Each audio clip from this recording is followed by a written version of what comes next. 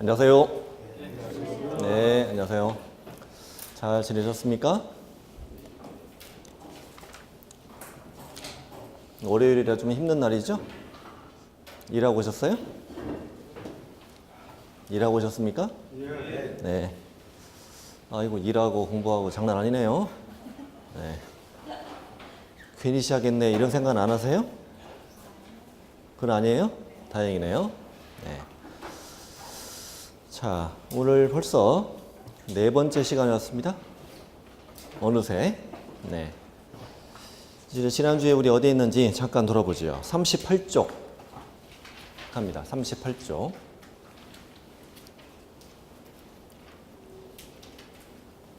주말에는 어디 김장하러 멀리 다녀오시지 않으셨어요? 네? 어디 다녀오셨어요? 저도 다녀왔어요. 전주 다녀왔는데요. 아따 엄청 막히대요. 차 올라오는 길에 명절보다 더 막히대요. 그 차에는 다 김치가 실려 있었겠죠? 네, 대한민국이 김치가 이동하는 날이었습니다. 네. 어제 장난 아니더라고. 5시간 걸렸어요. 집에까지. 저도 같이 담그고 갔습니다. 네. 자, 38쪽 결격 사유 어떤 내용이었냐면 결격이 있는 자는 개공이 될 수 있다 없다? 없다. 네. 그리고 개공이 된 후 결격 사유가 되면 어떻게 해야 되죠? 등록을 취소해야죠. 다시 공인중개사로 되돌려 놓죠. 그럼 그 자는 언제 다시 개공이 될 수 있다? 그 결격 사유가 해소된 때. 등록 취소가 되고 시간이 얼마 지났냐 이건 따지지 않고 그 결격 사유가 해소된 때 다시 개공이 될 수 있다. 다음 2번. 사원, 임원, 전원 다 결격이 없어야 그 법인은 등록할 수 있다. 그러면 사원이나 임원이 결격이 없어서 법인인 개공이 됐습니다. 법인인 개공이 된 후 사원이나 임원이 결격에 해당하고 그 결격을 얼마 이내? 2달 이내 해소해야 되는데 그렇지 않으면 등록 취소가 된다고. 사원, 임원은 법인과 한 몸이니까요. 그 다음에 결격이 없어야 소공보조원 될 수 있는데 소공보조원 된 후 결격이 되면 그 개공이 2달 이내 해소 안 하면 어떤 사유가 되죠? 업무정지가 된다. 저번에 다 필기하셨죠? 네. 그 다음 저 밑에 결격 사유 내용 미성년자 있고 피한정 후견인도 있고 피성년 후견인도 있고 둘 중에 누가 조금 더 심각한 분이죠? 피성년 후견인 좀 더 심한 분이죠? 네. 파산 선고받고 복권되지 않은 자 이런 사람도 있고요. 그 다음에 어떤 법을 위반했던 관계없이 금고나 징역에 실형 선고를 받으면 그 집행이 종료되거나 집행이 면제되고도 아직 3년이 되지 않은 자는 결격입니다. 자, 그리고 이제 5번 금고나 징역에 집행유예 받으면 무슨 기간 동안만? 집행유예 기간 동안만 결격입니다. 그 다음에 벌금형은 무슨 법 위반일 때만요? 공인중개사법 위반일 때만. 그것도 몇백만 원? 300만 원 이상일 때만 결격이 됩니다. 벌금형은 약하니까요. 그다음 자격 취소되고 3년이 되지 않은 자도 결격이고 소공이 자격정지 받으면 자격정지 기간 중에는 결격이고 그리고 9번 등록 취소가 되면 3년간 결격이 되는 것이 원칙이라는 얘기죠. 원칙. 아까 예외 있었죠. 결격 사유로 등록 취소가 되면 결격 사유가 해소된 때 다시 개공이 될 수 있는 예외도 있습니다. 그 다음에 업무정지 받고 폐업 신고했어도 업무정지 기간이 끝날 때까지는 결격입니다. 법인이 업무정지 받았을 때는 업무정지 발생? 사유가 발생한 당시, 위반한 당시 있었던 사원 임원이었던 자들은 법인의 업무정지 기간 중 결격이 됩니다. 12번은 사원이나 임원이 결격이면 그 법인은 결격입니다. 자, 들어가십니다. 이런 식으로 이제 결격을 통과해서 개공이 됐고 그 이후에 이제 하게 되는 여러 가지 겸업들 배우셨대요. 7가지 업무로 겸업 제한 받는 건 누구죠? 법인이죠, 법인. 법인은 중개업과 5개와 경공매 할 수 있고 그 밖에 업무는 할 수 있다, 없다? 없다. 7가지만 할 수 있고 그다음에 공인중개사인 개공은 겸업 제한이 있다 없다? 없다. 다 할 수 있다. 아저씨는 뭐만 빼고 경고매만 빼고는 할 수 있더라. 좋아요? 그다음 그 이제 박스 밑에 5개가 뭐냐면 동그라미 2번부터죠. 상업용 건축물 주택의 뭐 합니다? 임대 관리, 부동산의 관리 대행, 부동산의 이용 개발 거래 상담 컨설팅 그리고 도배업체 이사업체를 소개해 주는 일, 상업용 건축물과 주택의 분양 대행 이런 것도 있었고, 그다음에 누구만 대상으로 개공만을 대상으로 중개업의 경영기법, 경영정보 제공 이런 게 있었죠. 네. 그다음 법인은 그 5개 외에는 못하는 거죠. 예를 들면 뭐 도배업, 이사업 이거 운영하는 건 안 된다고 그랬죠. 뭐 택지 분양대 이런 것도 안 된다고 적으셨잖아요.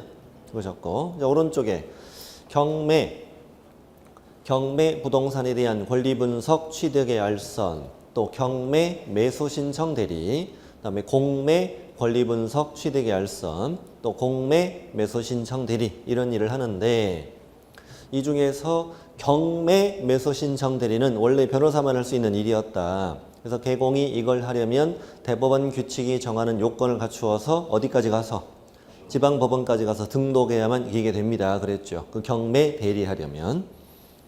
자, 그다음에 밑에 고용인, 고용신고는 고용을 하고 나서 그자가 언제까지?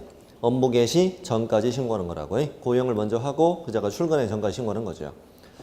뭐 전자문서도 신고한다 이런 표현도 나왔었죠. 네.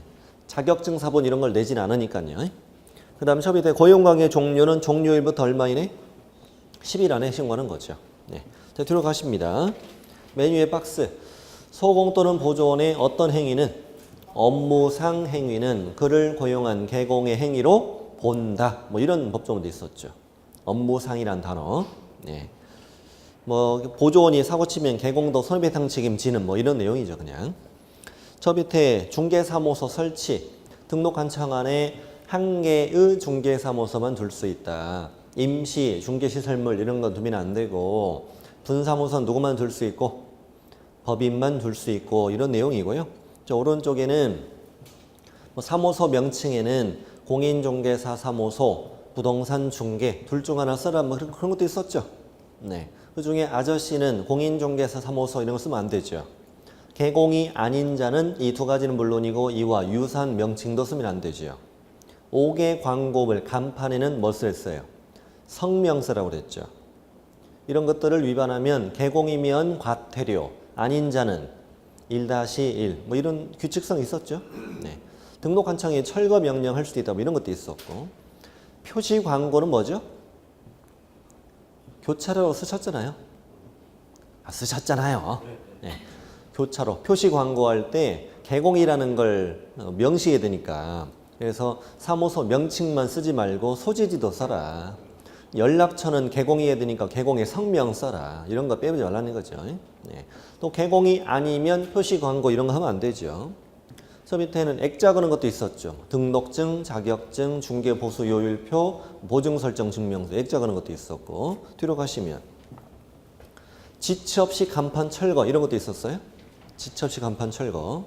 뭐 이전 신고했네, 폐업 신고했네, 등록 취소됐네 이런 거 이제 지체 없이 간판 철거하라 이런 것도 있었고, 그다음에 이제 이전 신고, 내로 이전도 있고 외로 이전도 있죠. 자, 이전은 날부터 얼마 이내 신고하세요? 10일 안에 신고하고, 이전 신고할 때는 뭐라고 외웠죠? 등에 짐 싸고 이사 간다 그랬죠. 등록증의 원본, 그다음에 사무소 확보 증명 이런 거 내라고요. 다만 이제 등록증을 재교부 새 걸 주는데 내로 이전했을 땐 그 등록증을 수정해 다시 줄 수도 있죠. 그다음에 이제 그 밑에 외로 이전 어디가 신고해야 돼요? 이전 후의 등록한청에 신고해야 되죠. 지금 뭐 하는지 아시죠? 예, 이전 후 등록한청에 신고해야 되고, 그리고 등록증을 재교부해주고, 그리고 관할지역 외로 이전했을 때는 등록한청이 바뀌기 때문에 서류 송부 과정이 있죠. 예, 서류 송부 요청, 지체 없이 서류 송부. 뭐 대개 한 마리 그랬던 것 같은데요. 네, 뭐 등록대장, 뭐 개설 등록 신청 서류, 최근 1년간의 행정처분 서류 이런 거 그랬잖아요. 자, 오른쪽에 분사무소는 어디는 제외하고 돼야 돼요? 주된 사무소가 속하는 시군구를 뭐한? 제외한. 시군구별로 두 대. 시군구별로 일개소 초과하면 안 됩니다. 네. 그리고 책임자는 누구여야 됩니다? 공인중개사여야 됩니다. 이런 요건을 갖춘 다음에 분사무소 설치 신고를 어디다 하죠? 주된 사무소 관할 등록관청에 설치 신고서를 내라 그랬죠. 네. 그리고 동그라미 4번이요. 4번. 설치 신고받은 등록관청은 신고 내용이 적합하면 신고필증을 줘요. 준 다음에 저쪽에다가 알려줘야 되죠. 그래서 분사무소 설치 예정지역관할 시군구에 지체 없이 통보해 주세요. 저 밑에 분사무소를 이전했을 때도 어디가 신고하세요? 이때도 주된 사무소 관할 등록관청에 이전 신고를 하세요. 그랬죠? 네. 그리고 뒤로 가시고 동그라미 2번 내용이 적합하면 신고필증을 재교부해 주고요. 네. 동그라미 3번 등록관청은 분사무소 이전 신고 받으면 또 지체 없이 양쪽에다 통보해 줘라 그랬던 거죠 지금. 자, 그다음에 이제 오른쪽에 인장 등록. 인장 등록은 이제 오늘 이제 확인 설명서 거래계약서 배우시거든요. 거기에 서명 및 날인하기 위해서 인장 등록을 누가 해야 돼요? 개공하고 소공이. 업무 개시 전에 인장 등록해라 그랬죠. 그리고 개인들은 뭐 실명 도장으로서 몇 미리 7mm, 30mm로 바로 하고 뭐 법인은 상업등기 규칙에 따라 신고한 법인의 인장이어야 하고 분사무소는 예외적으로 상업등기 규칙에 따라 법인의 대표자가 보장하는 인장을 대신 등록할 수도 있다. 뭐 이런 것도 있었고 저 밑에 인장 변경했으면 또 며칠 안에 들고 오시고 7일 안에 들고 오시고 자, 뒷장에 우리 휴폐업도 공부했는데 휴업은 얼마 초과할 때만? 3월 초과 휴업을 하고자 할 때, 또 폐업을 하고자 할 때, 휴업기간을 변경하고자 할 때, 그 휴업한 중개업을 다시 재개하고자 할 때 어떤 신고하세요? 미리 신고하세요. 저 그때 미리 신고가 중요하다고 그랬잖아요. 이 동네는 미리 신고하는 거라고. 그렇습니다. 그리고 이제 휴업 신고와 폐업 신고를 할 때는 등록증을 첨부해야 되기 때문에 전자문서로 신고하는 건 안 된다. 다만 휴업 기간의 변경 신고, 중개업의 재개 신고 이런 건 전자문서도 된다. 네. 우리 여기까지 했죠 지난주에? 네. 이렇게 돈 안 되는 일만 골라서 했다. 드디어 오른쪽 가서 누구를 만난다? 중개 얼웨인을 드디어 만난다. 오늘 중개 얼웨인 만나서 끝장낼 때까지 과정을 공부하게 됩니다. 설레죠? 아저씨들만 다 오셔가지고 막 분위기가 상박하네요. 자, 우리 화이팅! 네, 좋습니다. 자, 오른쪽에 중개계약 합시다. 네. 자, 잠깐만 짚어보세요. 중개계약이 뭡니까? 중개계약? 계약은 계약이죠.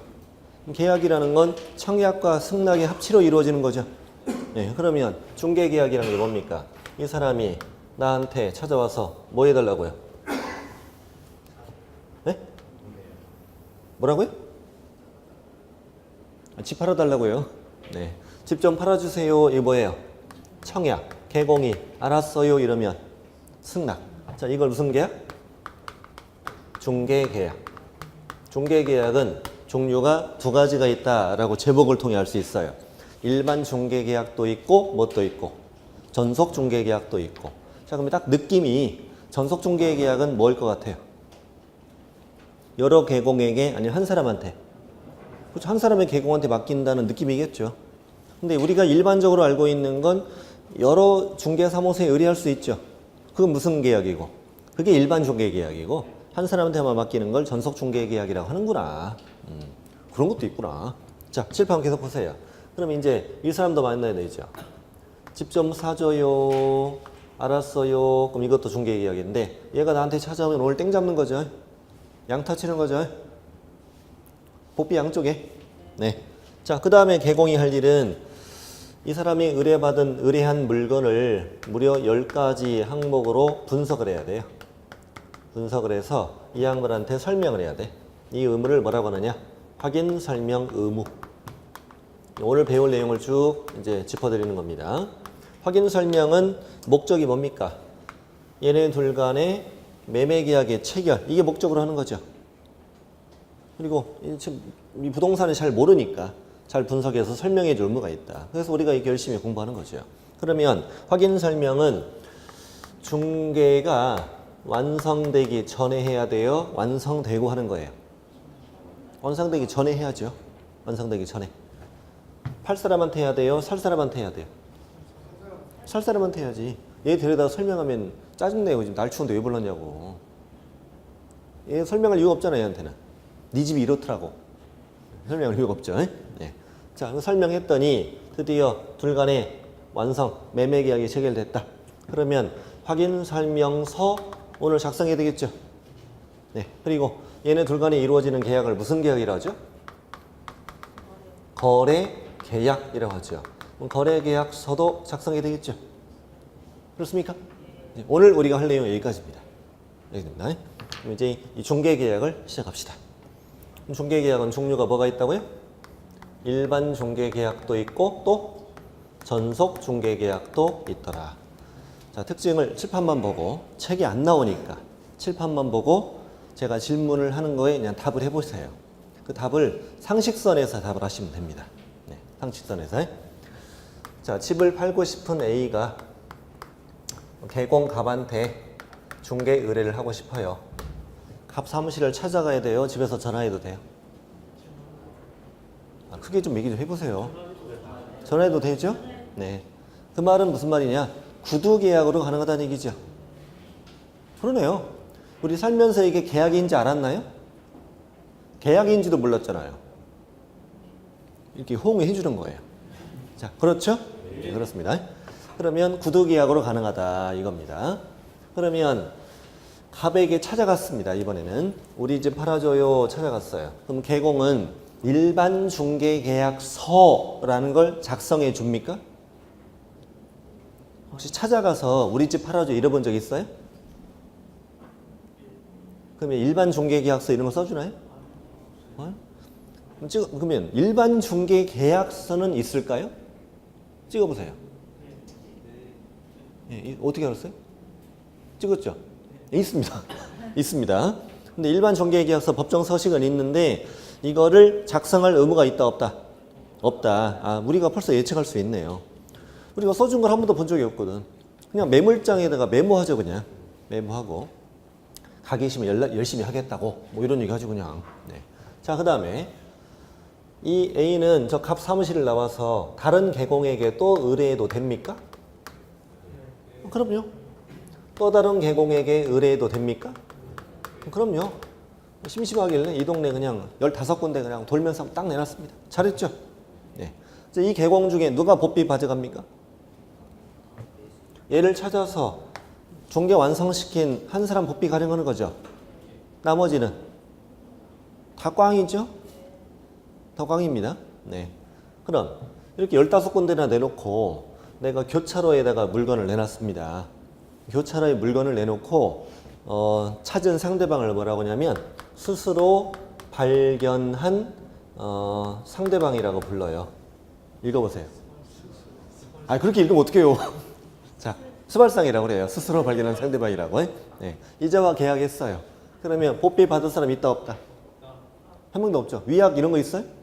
없어요. 이게 우리나라의 현실이죠. 우리가 잘 알고 있는 형태예요, 이게. 네. 그래서 개공에게는 불리한 형태의 계약이다라고 우리가 볼 수 있죠. 근데 A한테는 얼핏 보면 유리한 형태로 보이죠. 여러 개공에게 의뢰하니까. 네. 그럼 한번 생각해 봅시다. 얘한테는 유리한 계약인지. 이번에 갑은 28회 합격자예요. 오늘 개업식에 하는데 아침에 개업식 시작하자마자 A가 우리 집 팔아달라고 찾아온 거예요. 흥분했어. 아, 나 될란가 봐. 흥분했어. 그래서 내 인생의 첫 중개 나 기필코 해내리라. 이런 마음으로 각종 생활정보지 빡센 거 다 내고 막 현수 막 100개 걸고 아파트 25층 1층까지 내려오면서 띠지 다 붙이고 막 한 3일 누워있고 그래서 일주일 만에 얘를 찾았죠. 찾아서 얘한테 소개했더니 A가 그저께 얘한테서 팔았대. 이럴 수 있어 없어요? 그럴 수 있죠. 네, 그러면 저 개공은 앞으로 이 개공들은 적극적으로 중개를 한다, 소극적으로 한다. 소극적으로 중개를 하는 게 보통이다. 왜 나한테만 의뢰한 게 아니잖아요. 그런 거죠.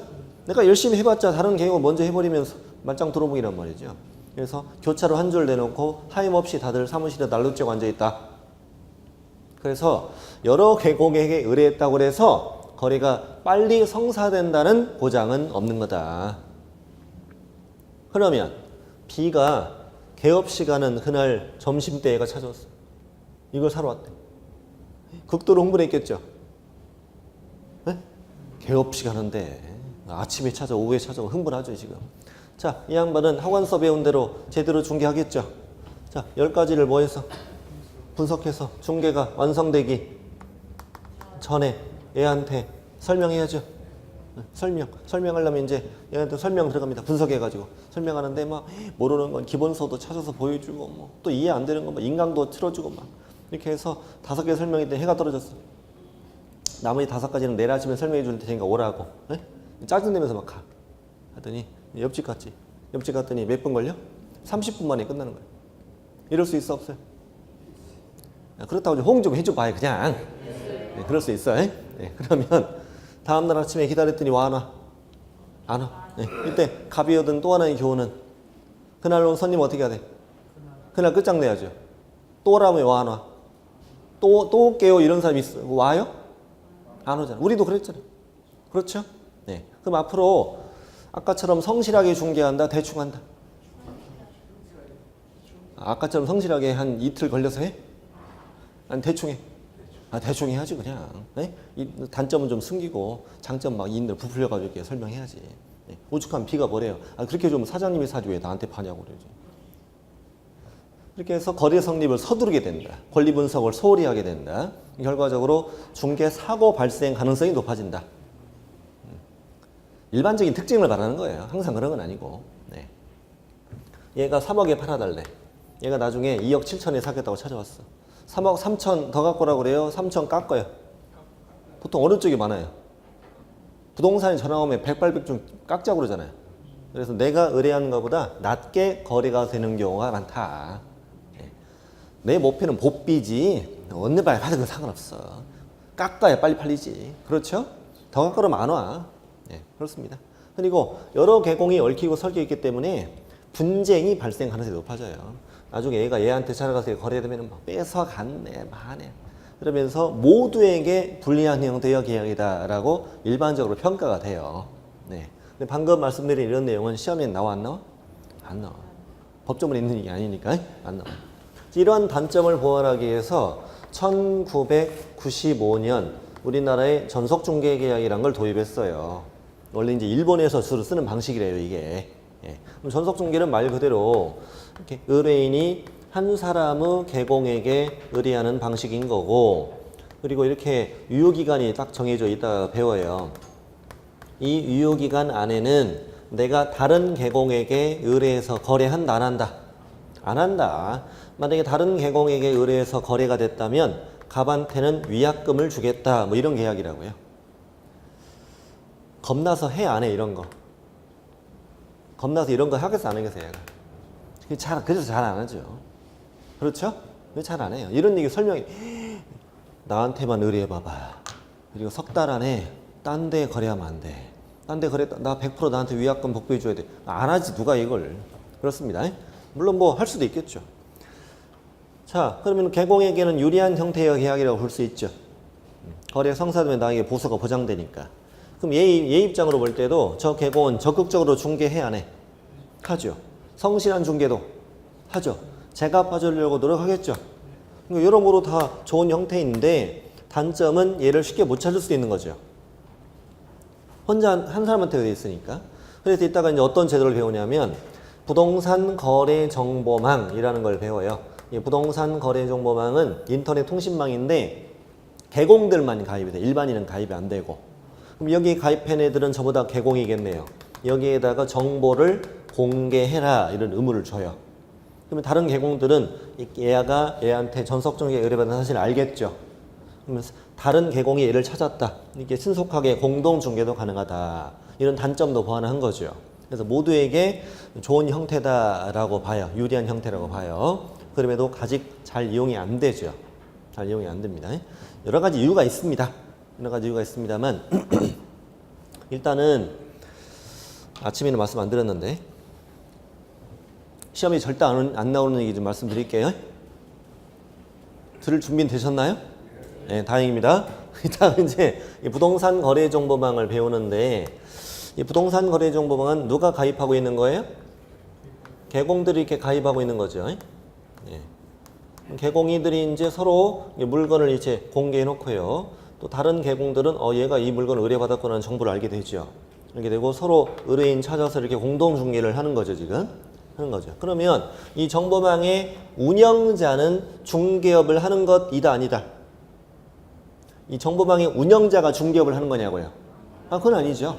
개공들이 중개업하는 걸 그냥 연결만 해주는 거죠.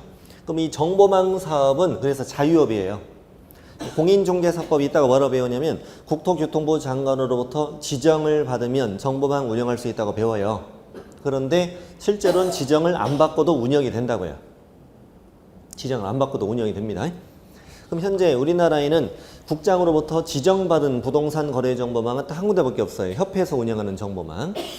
그 정보망은 사람들이, 개공들이 잘 이용을 안 해요. 주로 사설 정보망, 지정을 안 받은 정보망을 주로 많이 이용해요. 평택지역도 마찬가지예요. 마찬가지입니다. 근데 지정된 정보망은 그 개공들을 이렇게 차별하면 처벌이 돼요. 누구는 가입받고 누구는 가입을 안 받고 이렇게 하면 처벌된다고요.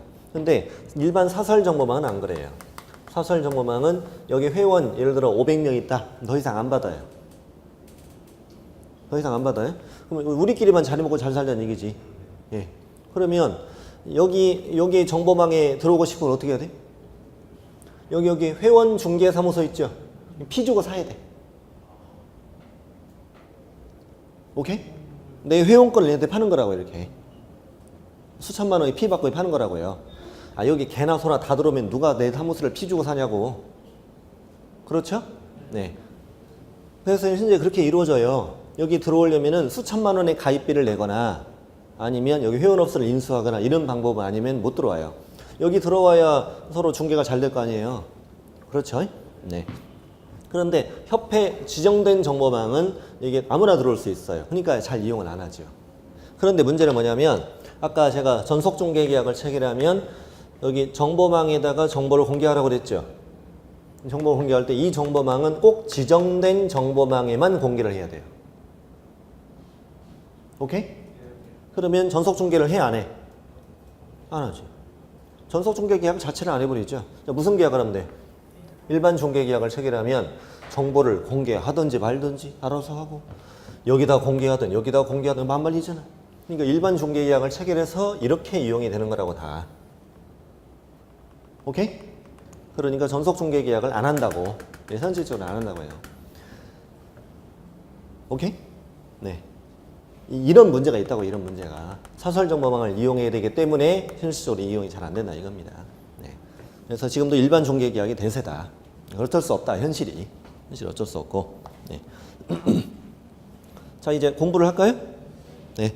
자, 49쪽에 일반 중개계약의 법조문 공부를 해야죠, 법조문. 거기 박스 안에 들어가세요. 여기는 법조문을 먼저 좀 봐야 좋아요.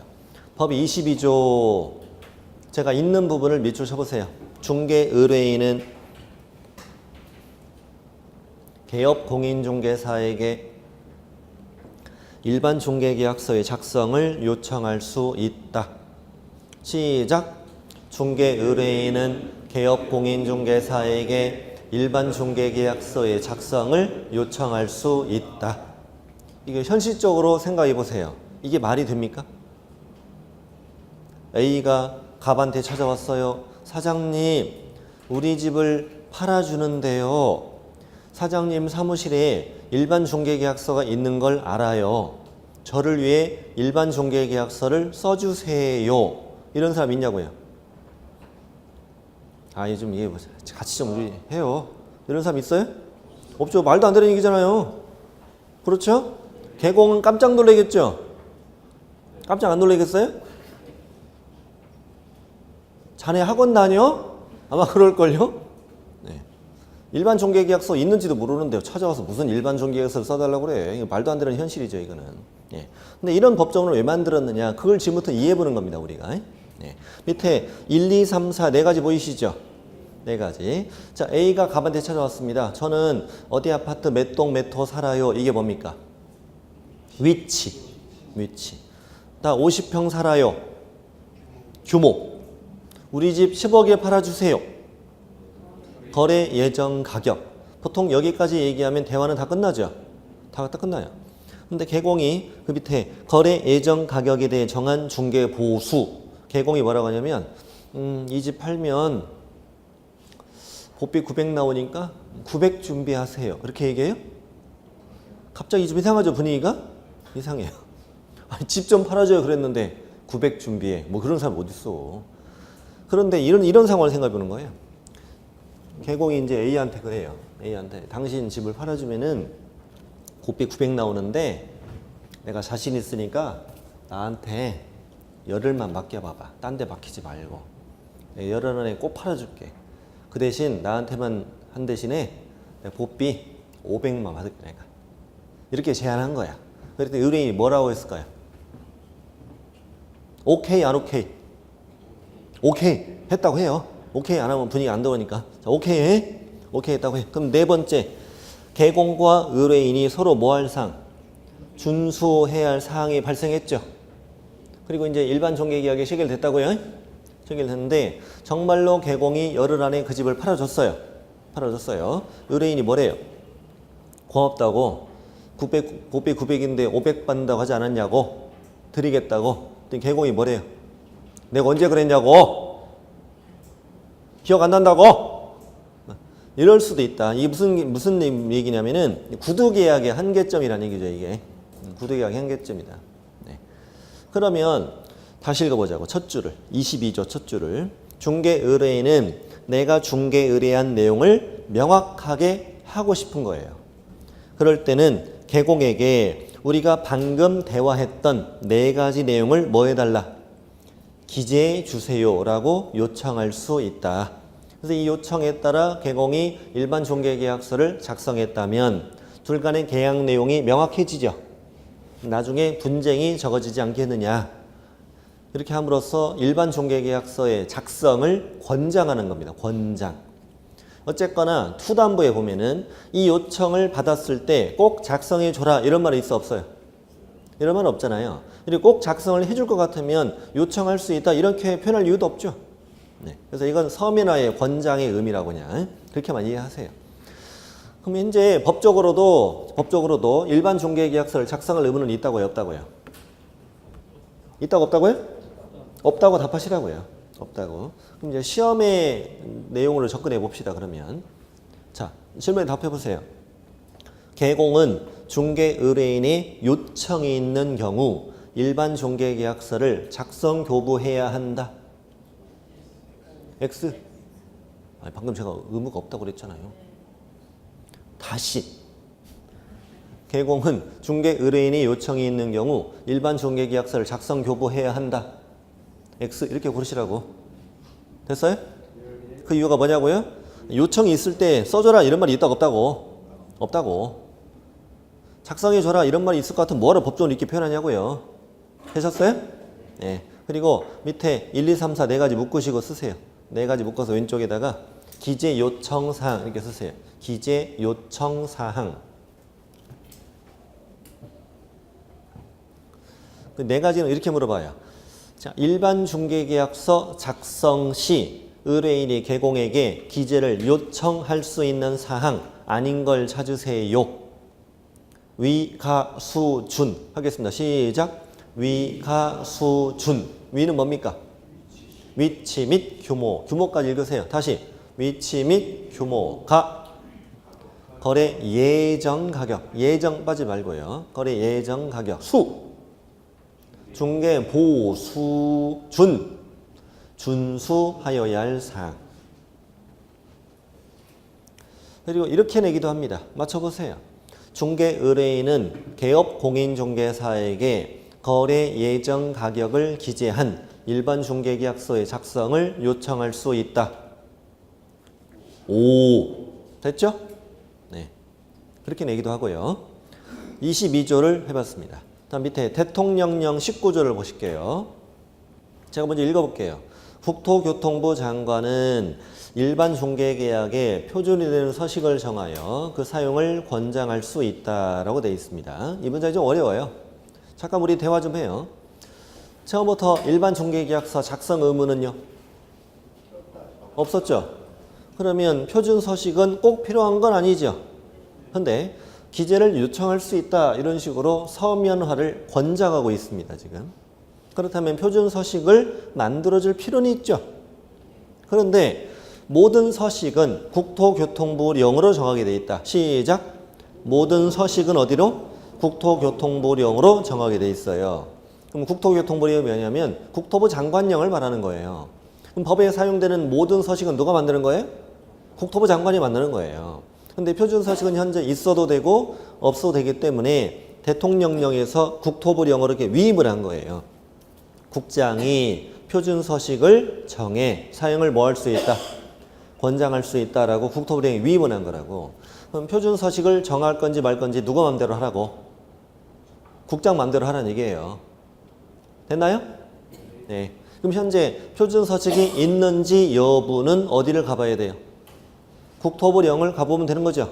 그래서 바로 밑에 국토부령 13조를 보니까 019조가 바로 대통령령 19조를 말합니다. 019조 규정에 따른 일반 중개계약서는 별지 제14호 서식에 따른다. 그 말은 현재 국토부령에 표준 서식이 있다 없다? 있다는 얘기죠. 꼭 정해야 하는 건 아니었지만 정했죠. 그럼 현재 국장은 일반 중개계약 표준 서식을 정해서 사용을 권장하고 있는 거죠. 그러면 권장을 받는 계공들은 이걸 사용할 의무는 있다 없다? 없는 거지. 사용해도 되고 안 해도 되고. 이 말을 참 이렇게 어렵게 쓴 거예요. 잠깐 세 가지만 답해 보세요. 일반 중개계약서 작성 의무는 없다. 표준 서식은 있다. 이 표준 서식을 사용할 의무는 없다는 말을 이렇게 어렵게 쓴 거예요. 되셨나요? 네. 자, 다시 정리해 보겠습니다. 여러분이 다시 정리하겠습니다. 의뢰인은 계공에게 네 가지 위, 가, 수, 준 기재한 일반 중개계약서 작성을 요청할 수 있다. 5. 이 요청이 있는 경우 계공은 일반 중개계약서를 작성 교부해야 한다. X. 국장은 일반 중개계약 표준 서식을 정해 사용을 권장할 수 있다. 이렇게 나오면 5. 법령엔 일반 중개계약 표준 서식이 정해져 있다. 5. 계공이 일반 중개계약서를 작성하는 경우 국장이 정하는 표준 서식을 사용해야 한다. 뭐가 5요? 또 아까 했잖요. X. 사용할 의무는 없다. 방금 제가 했던 게 전부 다 시험 지문이에요. 이렇게만 이해하면 됩니다. 정리해보죠. 이거 하나만 써보세요. 이 5개다, 5개. 5개 들어가고, 여기가 넓고, 여기는 좁고. 자, 여기는 일반 중개계약, 여기는 전속 중개계약. 자, 답해보세요. 일반 중개계약서 작성 의무는 없다. 일반 중개계약의 표준 서식은 있다. 이 표준 서식을 사용할 의무는 없다. 큰맘 먹고 작성한 경우 이거를 3년간 보존해야 한다. 이런 의무. 지금까지 배운 대로 하시면 돼요. 보존할 의무 없다. 다른 계공에게 정보를 공개해야 한다. 의무. 배운 대로 없다.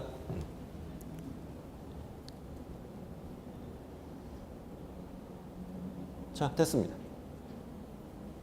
일반 중개계약은 이게 끝. 괜찮아요. 나중에 다 돼요. 이제 전속중개계약으로 갑시다. 전속중개계약으로 갑시다. 50페이지로 갑니다. 양거는 1번 내용을 읽어볼게요. 중개 의뢰인은 특정한 계공을 정하여 그 계공에 한하여 그 중개 대상물을 중개하도록 하는 전속중개계약을 체결할 수도 있다. 좋아요? 네, 그런 계약을 체결할 수도 있다. 다음에 유효기간은 몇 개월이 원칙이래요? 3개월. 다만 개공과 의뢰인 사이에 약정이 있으면 그 약정에 따른다고 돼 있으니까 약정에 따라서 5달 할 수 있다 없다? 있다. 2개월도 가능하다. 그럼 이걸 이제 3개월이라고 문제를 낼 때 이렇게 내야죠. 당사자 간의 약정이 없는 한 몇 개월이다? 3개월이다. 이렇게 문제가 나옵니다. 6 이렇게 잘 나와요. 주의하시고 3자가 지금부터 2번 나오니까 그렇게 하면 절대 안 헷갈려요. 첫 번째 3자 나왔죠 지금. 자, 두 번째 개공의 의무 표준 서식 이때 없대야? 이때잖아. 거기 국토부령으로 정하는 표준 서식 전속중개계약서 표준 서식 있다 없다? 있다. 사용해야 돼 안 해야 돼? 사용해야 돼. 꼭 사용해서 작성해라고 돼 있죠. 그러니까 무려 몇 년 동안이나? 3년 동안이나 보존해야 되네요. 3년 동안 보존하려면 3년 동안 안 망해야 되죠. 3년간 살아남으면 그대는 성공한다. 네. 자, 여기까지 적어볼게요. 적어보죠. 표준 서식은 있어. 사용은 해야 돼. 작성도 해야 돼. 몇 년? 3년. 밑에 제목 보니까 정보 공개도 해야 되죠. 네. 5개가 다 있네요. 그러면 양 계약의 공통점은 몇 분이다? 표준 서식이 있다는 것만 공통점이에요. 자, 그럼 예상되는 문제 제가 만들어 볼게요. 예상되는 문제 만들어 볼게요. 칠판 보고 답해 보세요. 양 계약은 모두 법령에 표준 서식이 정해져 있다. 5. 양 계약을 체결한 경우 모두 표준 서식을 사용해야 한다. X. 보고도 못 맞추면 어떡해요. 자, 일반 중개계약서는 3년간 보존해야 한다. X. 헷갈려도 되는 거죠. 네. 일반 중개계약을 체결한 개공은 중개대상물의 정보를 공개해야 한다. X. 이거 이번에 다 나왔던 지문이에요. 다 나왔어요, 이게 오늘 올해 다 나왔습니다. 자, 이게 이렇게 정리하면 간단하고요. 자, 개공의 의무 동그라미 1번 받고 동그라미 2번 전속중개계약을 체결했습니다. 며칠 안에? 7일 안에 부동산 거래 정보망 또는 일간신문에 중개대상물의 정보를 공개해야 한다. 다만 의뢰인이 비공개를 요청했다면 공개해서는 안 된다. 이렇게 돼 있네요. 자, 하나씩 이제 살펴봅시다. 자, 7일 이내에 줬죠, 지금. 왜 7일을 줬느냐? 이것도 생각해 봐야 돼요. 저 밑에 4번 제목이 뭡니까? 양가로 4번 제목. 공개할 정보의 내용이다. 몇 가지 있어요? 7가지. 7가지를 잘 분석해서 공개해야 되죠. 네? 7가지를 분석할 시간 며칠? 7일. 하루에 몇 개씩? 1개씩. 어떻게 잘 아시네요. 네. 그래서 7일 준 거다고. 7일. 그 다음에 부동산 거래 정보망, 일간신문 사이에는 또는이에요, 미시에요? 또는이죠. 그러면 정보망과 일간신문에 모두 공개해야 한다. 이러면 틀리는 거예요. 좀 치사하지만 잘 좀 체크해 봐봐요. 좀. 네. 생각해 보세요. 일간신문을 많이 이용하겠어요? 아니 뭐 빌딩 팔아요? 뭐 아파트 같은 거 의뢰받아서 일간신문을 이용할 가능성은 거의 없죠. 주로 어디를 이용하겠어 그러면? 부동산 거래 정보망을 주로 이용하겠죠. 아까 지정 정보망 제가 말씀드렸잖아요. 네. 그래서 정보망 또는 일간신문이다. 다만 비공개 요청이 있으면 공개해서는 안 된다 이거지. 뭐 때문에 비공개하는 거예요 지금? 비공개 요청 왜 그런 거예요? 왜? 네? 왜 비공개 요청하는 거예요? 네? 뭐라고요? 몰래? 누구 몰래? 집사람 몰래? 아 그렇군요.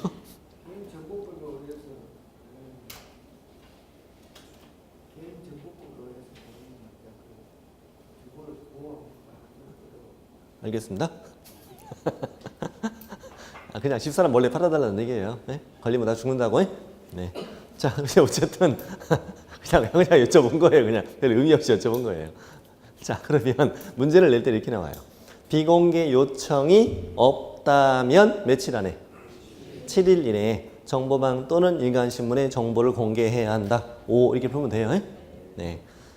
자, 그러면 계속 이어져. 문장 이어져요. 정보를 공개했어요. 의뢰인은 나 믿고 지금 못 빠지게 기다리고 있죠.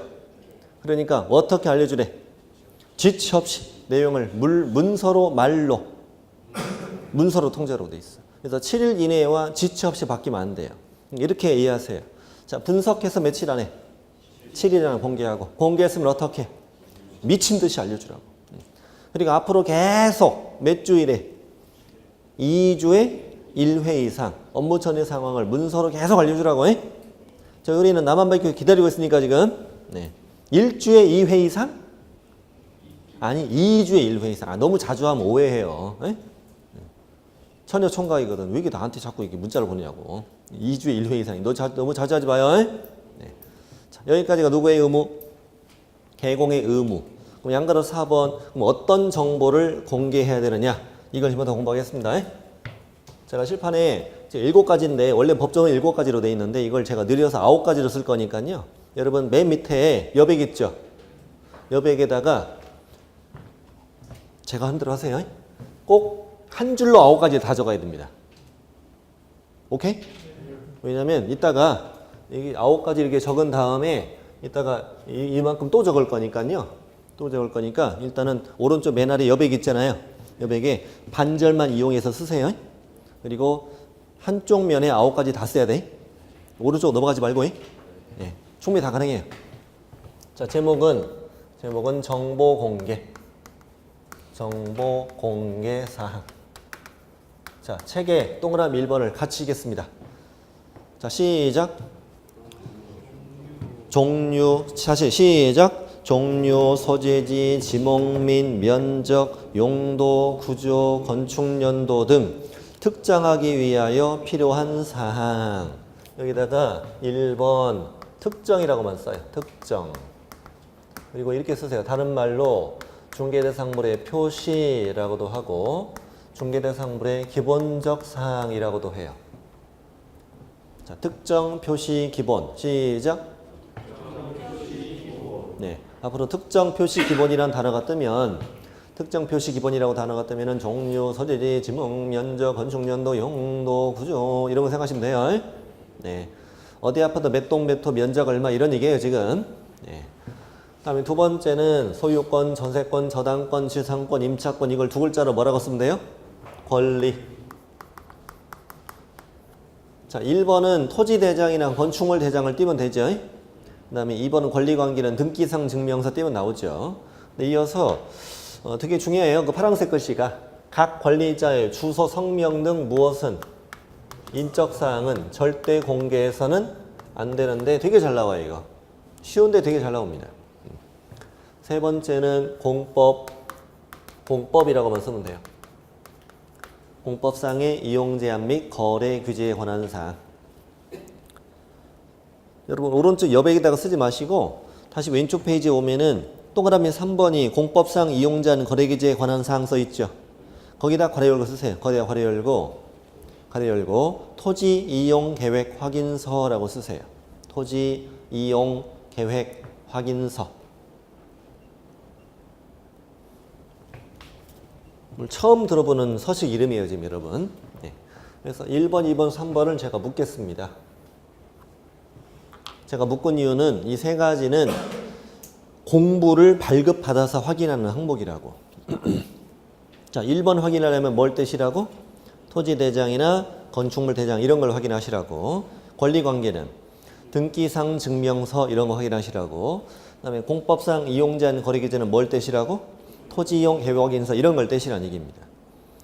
이용제한이란 게 여러분 공법 시간에 배우시는 어떤 용도, 지역, 지구 안에 속해 있냐, 그 안에서 어떤 행위 제한을 받느냐 이런 걸 이용제한이라고 그래요. 거래규제는 나중에 저와 같이 배우는 토지거래 허가 이런 제도가 있어요. 저 땅 살려면 뭐 받으라고? 허가 받으라. 이게 거래규제죠. 자, 세 가지. 다음 네 번째 수도부터 같이 읽겠습니다. 시작. 수도, 전기, 가스, 소방, 열공급, 승강기, 설비, 오수, 폐수, 쓰레기, 처리시설 등의 상태. 이걸 이렇게 쓰세요. 내외부 시설물의 상태. 이렇게 쓰시면 되고요. 내외부 시설물의 상태. 이건 어떻게 조사해야 돼요? 이거 조사하려면 장난 아니네요. 그 집 다 들어가서 다 확인해야 되네요. 보통 일 아니에요, 이거. 문이나 열어줄라나? 자, 다섯 번째는요. 벽면 및 도배의 상태. 4번, 5번을 묶으시고 샹태, 샹태 해보세요. 뭐라고요? 샹태, 샹태. 시작. 샹태, 샹태. 여섯 번째, 일곱 번째 거기 입지 조건이라는 단어 있죠? 아니, 입지 조건이 환경 조건부터 쓰겠습니다. 환경 조건. 환경 조건은 뭐 있나요? 일조, 또 소음, 그리고 진동. 일소진 해보세요. 일소진 환경 조건. 일소진 환경 조건. 일곱 번째는 입지 조건. 입지 조건은 이렇게 적으세요. 뭐라고 적느냐? 도, 대, 차, 교, 판. 도대차, 교판. 읽어보세요. 도대차, 교판. 도대차, 교판 해보세요. 이게 우리나라 대한민국 사람은 박자가 중요해요. 도대차, 교판 이렇게 안 읽고 음정과 박자가 중요하다니까. 도대차, 교판 해보세요. 도대차, 교판. 그렇게 하는 이유가 다 있어. 두 달 있다가 알게 돼요. 도대차, 교판 이렇게 외우는 일을 하시게 됩니다. 자, 도대차, 교판이 뭔지는 안 써도 됩니다. 한번 상상해 볼게요. 도가 뭐일 것 같아요? 도. 도로, 대는 아마 느낌이 거기 힌트가 좀 있어요. 대중교통. 차는 주차장입니다. 주차장. 교는요. 거긴 학교인데 이제 교육시설입니다. 판매 및 의료시설인데 안 써도 됩니다. 저 믿고 쓰지 마세요. 오늘 안에 나와요. 진짜요. 네. 지금은 도대차, 교판이라고 말면 돼요. 자, 환경조건, 입지조건. 자, 환경입지. 그 다음에 여덟 번째 얼마짜리냐? 거래 예정금액. 거래 예정금액도 이렇게 공개를 해라. 공개하고 저처럼 똑같이 하세요. 이렇게. 아홉 번째는 다른 색깔로 공시지가. 근데 이어서 뭐라고 써 있나요? 뭘 중개하는 경우에는, 임대차를 중개하는 경우에는 공개하지 아니할 수 있다. 임대차에서 공시지가는 중요하지 않으니까. 매매일 때는 공개하고 안 하고? 공개하고. 매매일 때는 공개하고 임대차일 때는 공개하지 아니할 수 있다는 얘기네요. 자, 이걸 기억하는 방법은 정보 공개 사항은 8가지 더하기 공시지가.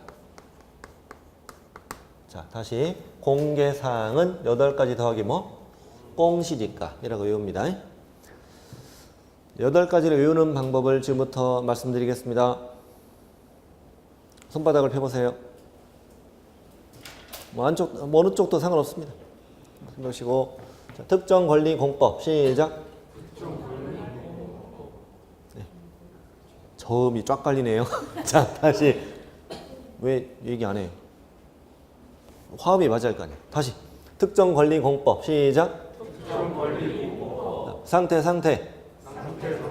환경 입지. 거래 예정 금액. 네. 이렇게 해서 공부를 떼서 보는 거, 안에 들어가서 봐야 되는 거, 조건, 그다음에 얼마짜리냐 이거죠. 이렇게 유사한 길이 묶었잖아요. 제가 외우는 방법대로 하세요. 자, 다시. 특정 권리 공법, 상태, 환경 입지, 거래 예정 금액. 시작. 특정 권리 공법, 상태, 환경 입지, 거래 예정 금액. 원래는 이제 여기서 살짝 한번 숨 한번 쉬고 하는 거예요. 다시 하겠습니다. 시작. 특정 권리 공법, 또 상태, 또 환경 입지, 그리고 거래 예정 금액 더하기 뭐? 공시지가. 예를 들면 이제 이런 식의 문제가 나와요. 이번에도 나왔던 문제 하나 말씀드릴게요. 이번 시간의 마지막 지문입니다. 전속중개계약을 체결한 계공은 도로 및 대중교통 수단과의 연계성, 시장, 학교 등과의 근접성 등 입지 조건에 관한 사항을 공개해야 한다. 이 중에 하나 골라가지고 이게 공개 사항이니? 이게 물으면 이렇게 풀면 된다. 나중에 이렇게 외우시게 됩니다. 특정 권리 공법, 상태, 환경 입지, 거래 이렇게 외우게 됩니다. 됐습니까? 네. 칠판은 지우지 마세요. 지우지 마시고 이번 시간 여기까지 마칠 거고, 다음 이어서 볼 거는 중개 의뢰인의 의무를 보고 이 단원을 마칩니다. 잠시 뵙겠습니다.